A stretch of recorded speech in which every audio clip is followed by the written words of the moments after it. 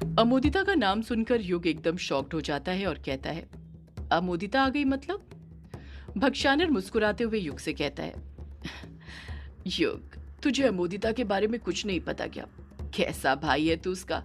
तुझे उसके बारे में कुछ पता ही नहीं है। युग गुस्से के साथ भक्षानर से कहता है, मुझे अमोदिता के बारे में सब पता है। तुम यही कहना चाहते हो ना कि अमोदिता एक सौदाइन है और वो टोने टोट के किया करती है? भक्षानर हंसते हुए कहता है, अमोदिता सौदाइन है, तू ये बात तो जानता है, पर क्या तू ये जानता है कि अमोदिता सौदाइन किसके लिए बनी थी? ऐसा क्या कारण था जिस वजह से उसे सौदाइन बनना पड़ गया था? वो किसके लिए टोने टोट के किया करती थी? युग भक्षानर को एकटक देखते हुए उससे पूछता है, किसके लिए? भक्षानर युग की तरफ मुस्कुराते हुए कहता है, तेरे लिए युग।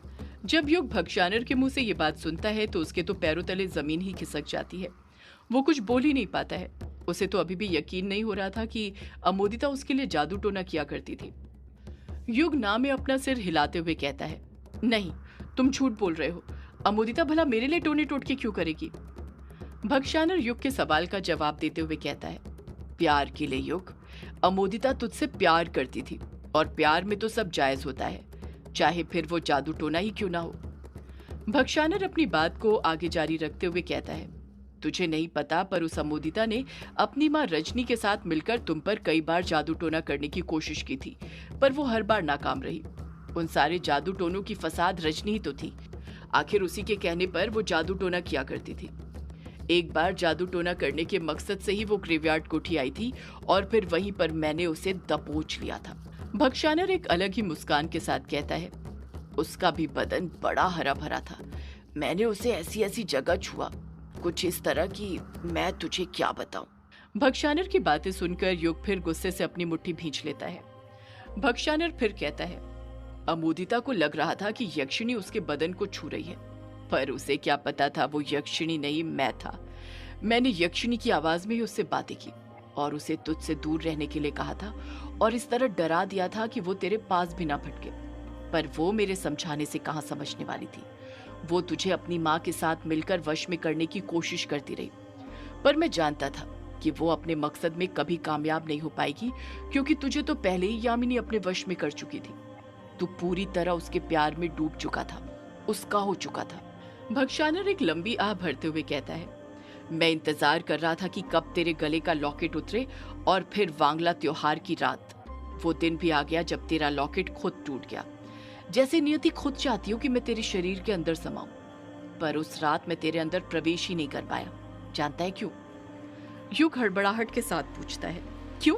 भक्षानर युग के सवाल का जवाब देते हुए कहता है, क्योंकि 13 साल तक उस कमरे में बंद रहने की वजह से मेरी परकाया प्रवेश शक्ति कमजोर हो गई थी। युग भक्षानर को बीच में टोकते हुए कहता है, ये परकाया प्रवेश शक्ति क्या होती है? भक्षानर युग के सवाल का जवाब देते हुए कहता है, किसी दूसरे की काया यानी कि शरीर में प्रवेश करने वाली सिद्धि को परकाया प्रवेश शक्ति कहते हैं। परकाया प्रवेश शक्ति किसी विशेष दिन और समय पर ही जागृत की जाती है। वो हर कभी सिद्ध नहीं होती है। इसलिए मैं अमावस्या की रात का इंतजार करने लग गया, क्योंकि अमावस्या की रात को ही परकाया प्रवेश शक्ति को जागृत किया जा सकता था। युग बड़े गौर से भक्षानर की सारी बातें सुनते रहता है। भक्षानर फिर बोल पड़ता है, और फिर वो अमावस्या की रात भी आ गई जिसका मैं बेसब्री से इंतजार कर रहा था। जिस वक्त घाट पर तू यामिनी के साथ संभोग कर रहा था, उस वक्त मैं रूम नंबर 666 के अंदर बैठकर अपनी शक्तियां जागृत कर रहा था। जैसे ही भक्षानर ये बात बोलता है, युग को याद आता है कि कछुआ और कायर ने उसे इस बारे में बताया था। उस रात उन्हें ग्रेवयार्ड कोठी के रूम नंबर 666 में एक हलचल होती हुई नजर आई थी, और जब उन्होंने दरवाजे के नीचे से झांक कर देखा तो उन्हें एक काली परछाई नजर आई थी जो वहां पर पालकी मारकर बैठा अजीब से मंत्रों का जाप कर रहा था। पर नशे में होने के कारण उन्हें खुद इस बात पर भरोसा नहीं था कि जो उन्होंने देखा वो सच था या फिर उनका कोई भ्रम। अब युग को समझ आ गया था कि उस कमरे में भक्षानर का अंश ही था जो उस रात अपनी परकाया शक्ति जागृत कर रहा था। भक्षानर फिर युग से बोल पड़ता है, मुझे लग रहा था कि तेरे साथ संभोग करने के बाद यामिनी तुझे मार देगी और मुझे तेरे मरने जीने से कोई फर्क नहीं पड़ने वाला था। मुझे तो बस तेरा शरीर ही चाहिए था। पर जब मैं अपनी शक्ति जागृत करने के बाद घाट पर पहुंचा तो मैंने देखा कि घाट पर तू नग्न अवस्था में बेहोश पड़ा हुआ था। मैं समझ गया था यही एकदम सही वक्त था और फिर मैं तेरे शरीर के अंदर समा गया था। तेरे शरीर में समा जाने के बाद मुझे तेरी यादें भी मिल गई थी। मुझे ये भी पता चल गया था कि यामिनी तुझे नहीं मार पाई। तुझे मारने से पहले एक काले पोशाक वाले ने उसे क्रिकट से मार दिया था। बताओ, प्यार में अंधी यक्षिणी की बेटी ये देख ही नहीं पाई कि कोई उसके पीछे क्रिकट लेकर खड़ा है। इतना कहकर भक्षानर हंसने लग जाता है। युग खामोशी खड़ा रहता है। भक्षानर अपनी बात को आगे जारी रखते हुए कहता है, तेरे शरीर में समा जाने के बाद भी मैं सबके सामने ऐसे बर्ताव करता था जैसे तुझे कुछ हुआ ही नहीं हो। उस वक्त मैं बस तेरे अंदर समाया हुआ था। तुझ पर मेरा कोई वश नहीं था, क्योंकि कोई भी आत्मा एकदम से किसी पर भी पूरी तरह हावी नहीं होती है। धीरे धीरे उसके शरीर पर अपना हक जमाती है। इसी वजह से मुझे भी वक्त लगा और उस वक्त तू बेवकूफों की तरह यामिनी को ढूंढता रहा, पर वो तुझे कहीं नहीं मिली। यामिनी के चले जाने के बाद तेरे दोस्त भी तुझसे अलग होने लग गए थे। अभिमन्यु चला गया था और मुझे वक्त मिल गया था तुझे अपनी तरह बनाने में। भक्षानर खुश होते हुए कहता है, पूरे 9 महीने लगे थे मुझे तुझे अपनी तरह बनाने में, तेरे शरीर को पूरी तरह अपने वश में करने के लिए। और फिर जैसे ही तेरा शरीर मेरे वश में हुआ, हमने पहला शिकार किया। युग नाम में अपना सिर हिलाते हुए कहता है, नहीं, मैंने कोई शिकार नहीं किया है। भक्षानर अपनी बात पर अडिग रहते हुए कहता है, नहीं युग, तूने ही शिकार किए हैं, यही सच है। घाट पर जितनी भी औरतों के शिकार किए हैं उनके पीछे तू था। तूने ही उन सब के साथ संभोग करके उन्हें मार डाला था ताकि तेरे अंदर की शक्तियां बढ़ सके।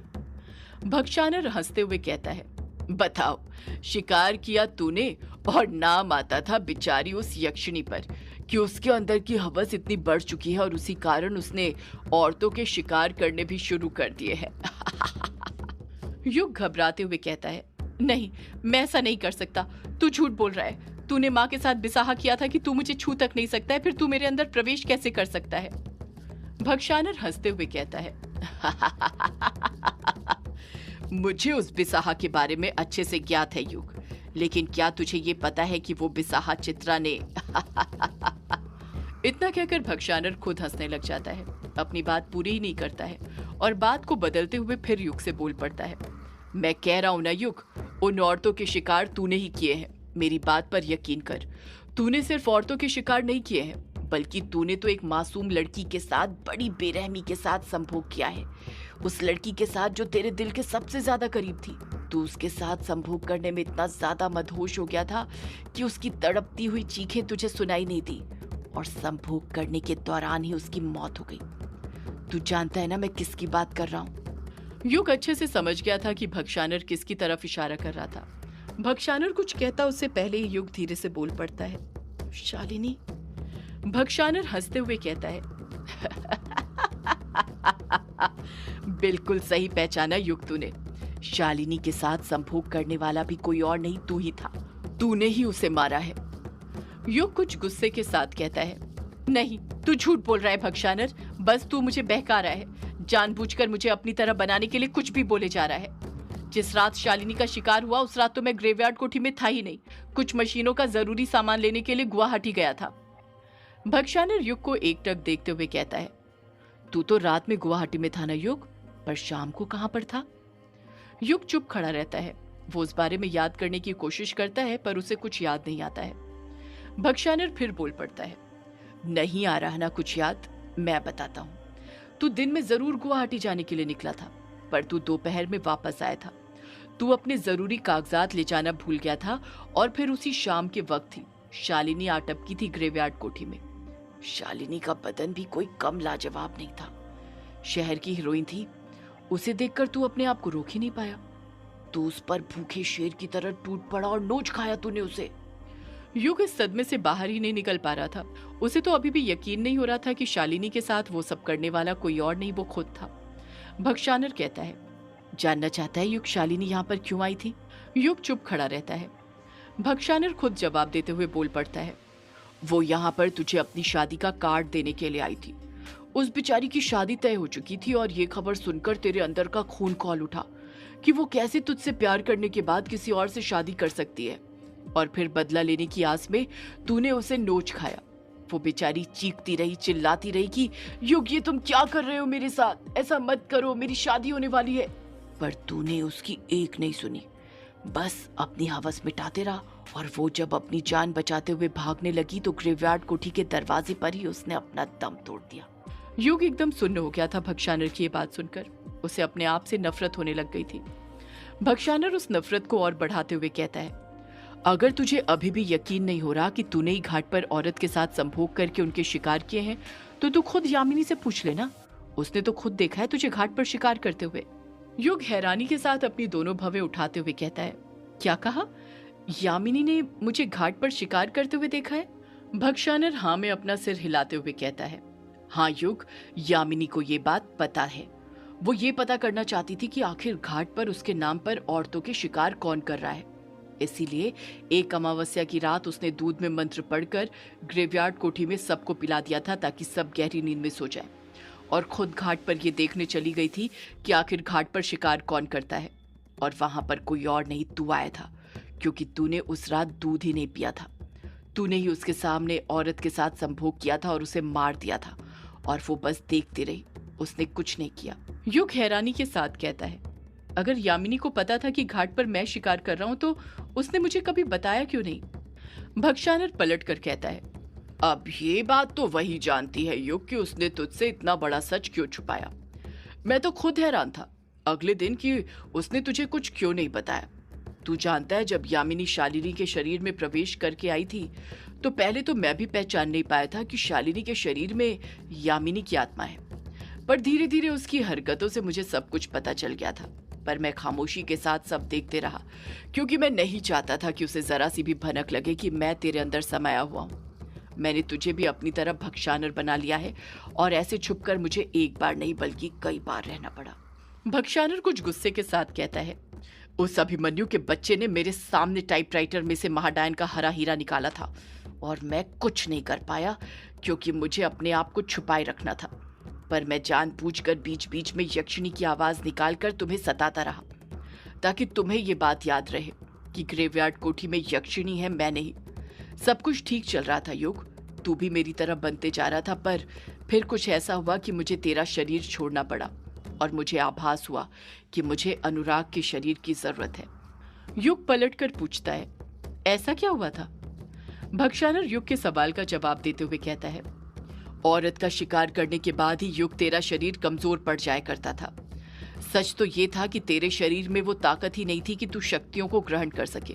तू मेरा वंशज भले ही था, पर तू भी मेरे बाकी वंशजों की तरह कमजोर था और ब्रह्मांड पर राज करने के लिए मुझे कई सारी शक्ति की जरूरत थी और एक ऐसे शरीर की जो उन शक्तियों को ग्रहण कर सके, तारा की दैवीय शक्ति को भी। और वो बात सिर्फ अनुराग के शरीर में थी। जानता है अनुराग के शरीर में ऐसी ताकत क्यों थी? सदियों से है पुरानी ये है यक्षिणी की कहानी। यक्षिणी एक आग है, यक्षिणी तेरा ख्वाब है।